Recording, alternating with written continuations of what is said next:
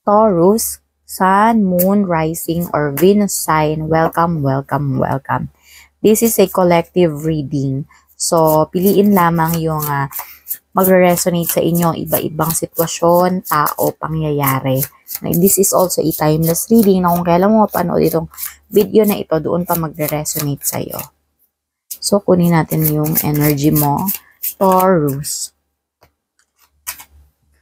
Oh, Taurus. Parang ngayon is unbiased and justice, independent, clear boundaries.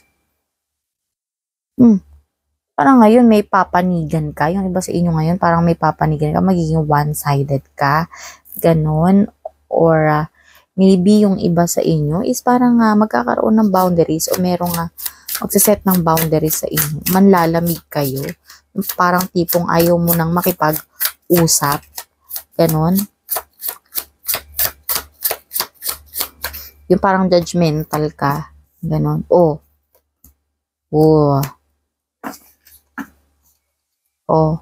See? Diba?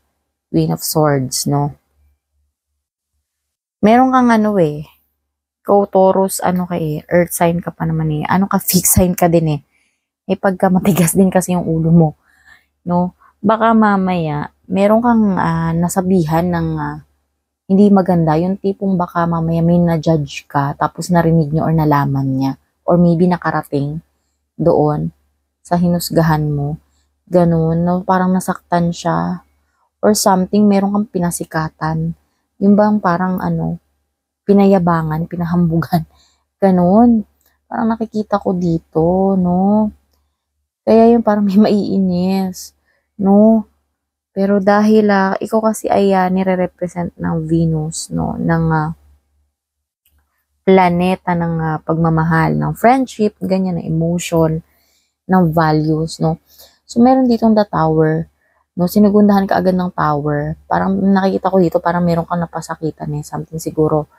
Baka may may nachismisan ka or something hindi mo din naman gusto. No, pero parang pinanindigan mo na lang. Yung tipong may napag-usapan kayo ng family mo or ng friends mo. Tapos, parang nakikita ko dito na sinisi mo siya. Paano sinisisi mo siya na parang hindi ka man lang tumingin sa sitwasyon yung ba't niya yung ginawa.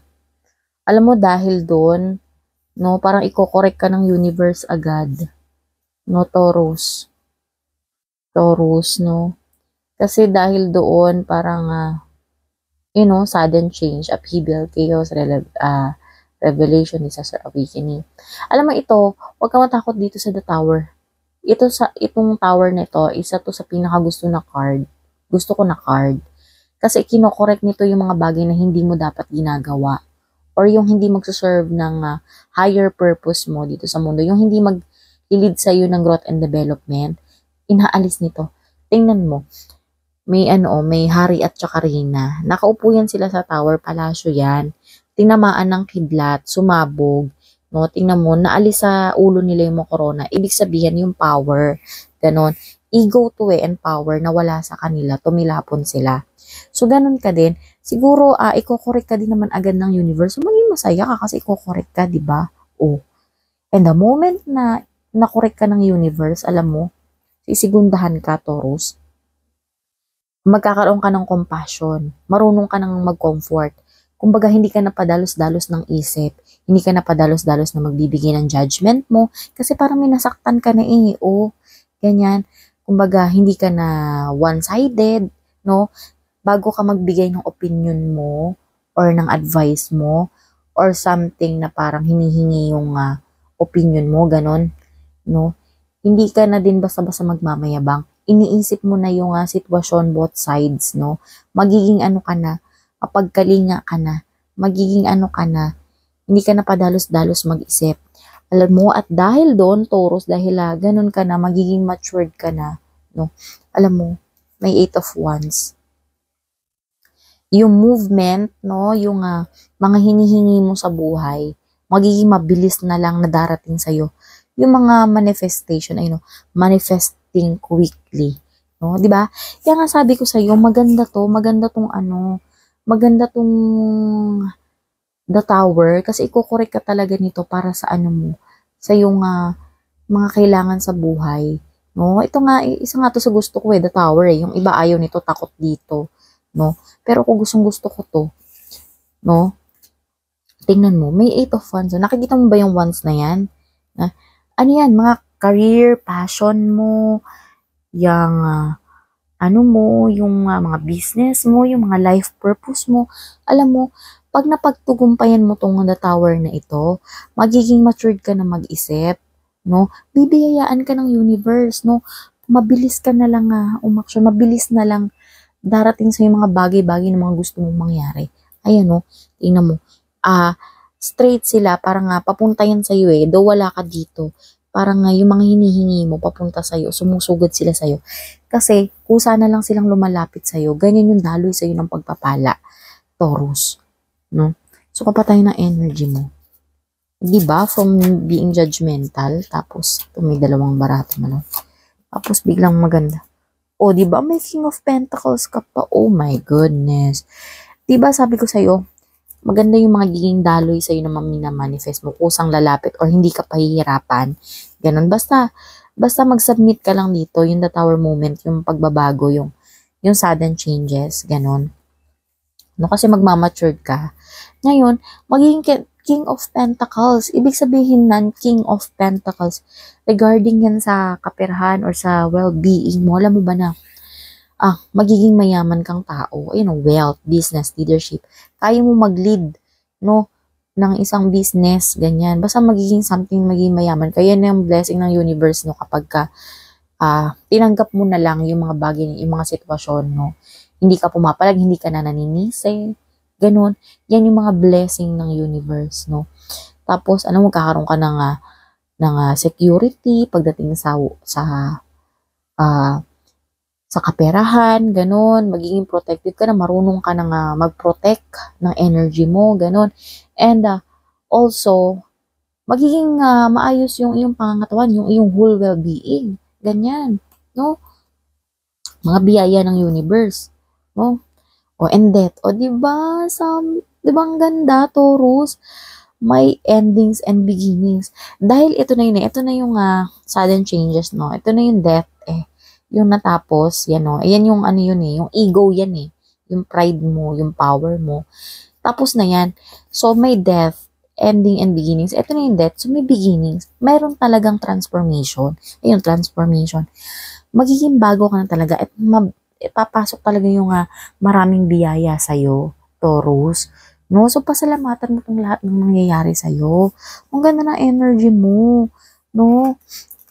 Diba? So, yan na. Meron na paparating, may new beginnings na, 'di ba? May pagbabago na talaga sa iyo, 'di ba? Sa kaperahan mo, magiging matured ka, mag-isip, no? Tapos yung hindi ka na mahihirapan ng universe kasi dapat lang mag-submit ka, tsaka dapat mag-submit ka, tsaka nagsasubmit ka siguro, kaya nag-submit ka siguro, kaya na-achieve mo yung mga yan, no? 'Di ba?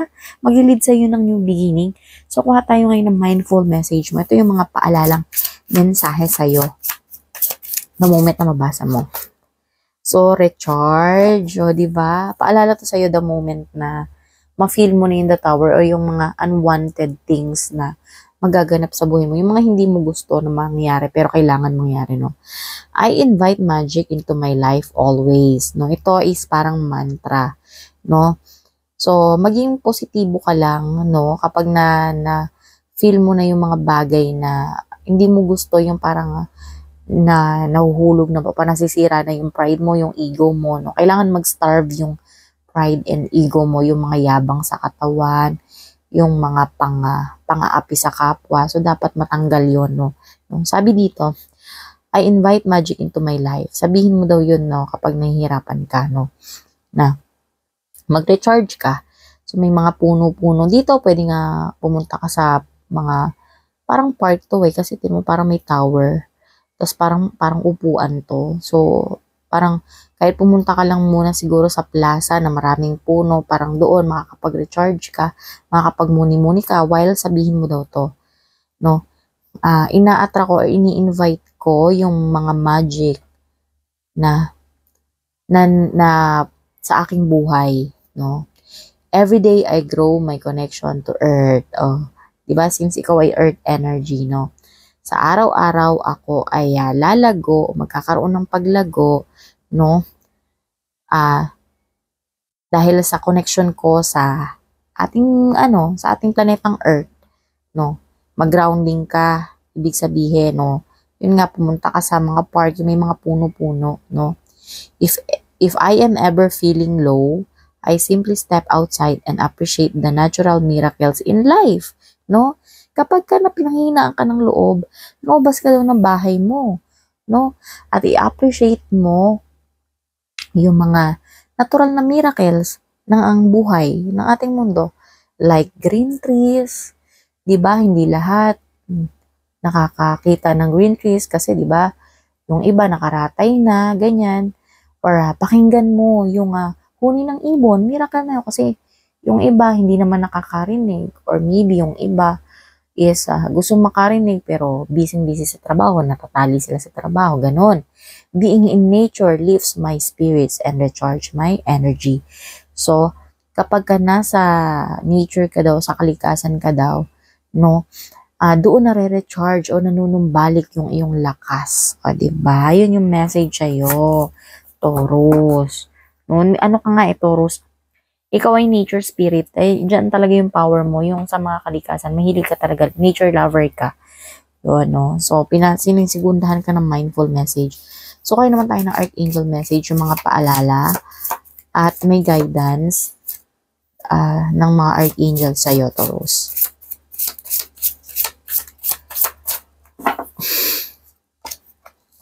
Archangel Chantal, okay? Sabi ni Archangel Chantal, new romance is imminent, no? Either with a newcomer or through reignited passion in your existing relationship. Be open to giving and receiving love. So may bago kang romance, no, na ma-emit o yung ma-receive. Pwede namang romance yan, hindi naman yun actually lover, di ba? Pwedeng lover or pwedeng halimbawa yung passion mo, di ba? Or maybe kaparahan. In regards dito, in connection dito is may kaperahan ka na nga, may passion pa ka pa nga, tapos may maturity, so nai-inlove ka sa pagiging bagong mindset na meron ka, di ba? Or sa takbo ng pamumuhay mo na lahat is hindi ka pinahihirapan, nai-inlove ka, di ba? Or sa kaperahan, kasi magiging King of Pentacles ka, yung magiging mayaman ka, nai-inlove ka, kasi dami-dami mong pera, di ba? Ganon, nakikinikilig ka. So, yun. No? Be open lang daw to giving and receiving. So, matuto ka din dahil dun sa, dun sa mga paparating na energy na yon, yung magaganda, is matuto ka din magbigay. No? And, syempre, hindi ka din bigay ng bigay. Kapag merong baka something na bigyan ka rin, huwag mong tanggihan. Tanggapin mo rin. Dapat marunong ka rin tumanggap. Diba? So, yun yung energy mo. To. Ang ganda ng reading mo. So, congratulations sa'yo. Kung nagustuhan mo tong reading na to, please consider subscribing and liking my video and channel. Bye!